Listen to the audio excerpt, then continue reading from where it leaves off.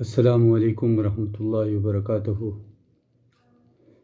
آج ہم ڈسکس کریں گے کہ قرآن کو پڑھنے کے لیے جو ہے کن باتوں کا اہتمام کرنا ضروری ہے۔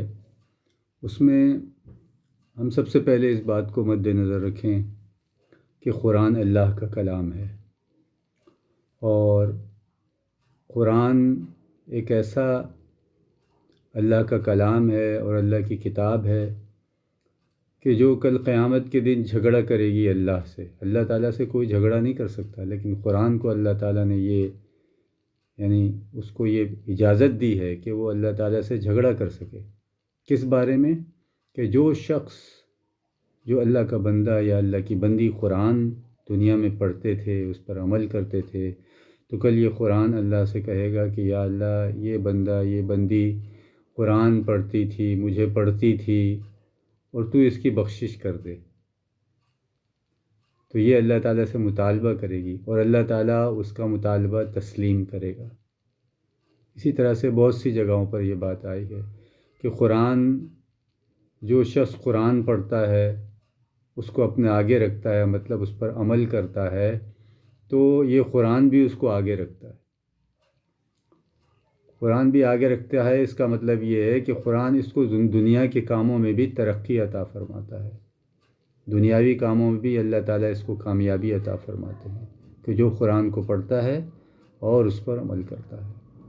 اور جو قرآن کو پس پشت ڈالتا ہے، اپنے پیچھے ڈالتا ہے، مطلب یہ کہ اس کو پڑھتا نہیں ہے، اس پہ عمل نہیں کرتا، تو یہ دنیا میں بھی اس کے لیے جو ہے ذلت کا باعث بنتا ہے، ناکامی کا باعث بنتا ہے، اور آخرت میں تو ہے ہی۔ اس لیے قرآن کو پڑھنا، اس پر عمل کرنا انتہائی ضروری ہے۔ اور اللہ سبحانہ و تعالیٰ نے قرآن کو بہت آسان بنایا ہے۔ وَلَقَدْ يَسَّرْنَا الْقُرْآنَ، ہم نے قرآن کو آسان بنایا تاکہ ہر کوئی اس کو پڑھ سکے۔ اور قرآن کو پڑھنے کے لیے کوئی راکٹ سائنس کی ضرورت نہیں ہے، بیسک ہے نورانی قاعدہ۔ آپ نورانی قاعدے سے شروع کریں، اس کو سیکھیں۔ آج کل یوٹیوب پہ بے شمار لیسنز ہیں، لیکچرز ہیں نورانی قاعدے پر۔ اگر آپ کو ٹیچر نہیں ملتا، آپ کو کوئی مسجد میں جانے کا موقع نہیں ہے، عمر بڑی ہو گئی ہے، بچے نہیں ہیں،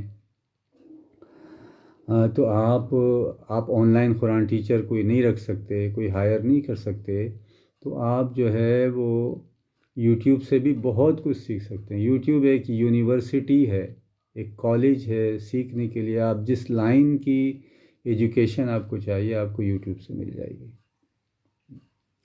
اور قرآن کو پڑھنے کے لیے وَرَتِّلِ الْقُرْآنَ تَرْتِیلًا، قرآن کو ترتیل سے پڑھو۔ قرآن کے کچھ جو لیٹرز ہیں، حروف ہیں، وہ ایسے ہیں کہ بغیر پریکٹس کے، بغیر کسی قاری کو دیکھ کر سیکھنے کے بغیر، اس کی پریکٹس کیے بغیر آپ کو ادا نہیں کر سکتے۔ اور اسی طرح جو ہے قرآن کے ساتھ جو اعراب ہیں، زیر، زبر، پیش، مدہ اور شدہ، اور یہ بہت ساری چیزیں ہیں، قرآن کے سائنس ہیں، اعراب ہیں، ان سب کو سیکھنا ضروری ہے۔ جس طرح سے ہم انگریزی سیکھتے ہیں کس لیے؟ کہ دنیا حاصل کرنے کے لیے، اسی طرح قرآن کو بھی ہم دنیا اور آخرت کو حاصل کرنے کے لیے سیکھنا ضروری ہے۔ کل قیامت کے دن ہم سے یہ سوال ہوگا کہ قرآن کو سیکھا کیوں نہیں؟ جس طرح سے دنیاوی تعلیم سیکھی، انگریزی سیکھی، تو قرآن کی زبان کیوں نہیں سیکھی؟ تو اس کے لیے ہم انتہائی کوشش کریں اور اس کے لیے محنت کریں۔ آج کے لیے اتنا ہی کافی، انشاءاللہ پھر اگلی ویڈیو میں آپ سے میں بات کروں گا۔ السلام علیکم ورحمۃ اللہ۔